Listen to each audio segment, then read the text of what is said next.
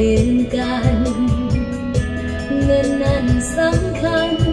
ทำให้ฮักเขานั้นสลายจดหมายฉบับสุดท้ายส่งมาอ่านด้วยน้ำตาเป็นประเสริฐวิวาแก้วใจหลับตาภาวนาให้เป็นฝันไปแต่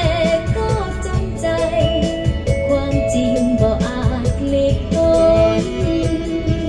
โปรดจงสุขีขอฝากเพลงนี้อวยพร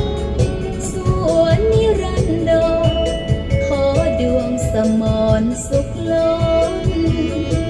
สักหน้ามีจริงกลับมาเป็นยอดชายอีกคนชาตินี้จำทน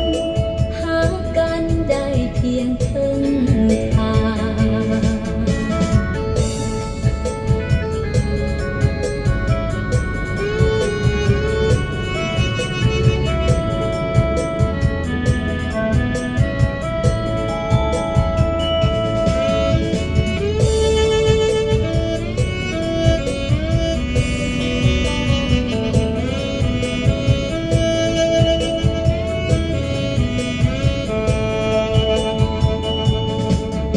จดหมายฉบับสุดท้ายส่งมาอ่านด้วยน้ำตาเป็นประเสริฐวิวาแก้วใจ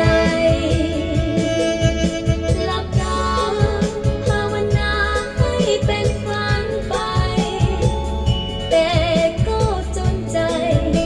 ความจริงบ่อาจหลีกพ้นโปรดจงสุขีขอฝากเพลงนี้อวยพรส่วนนิรันดร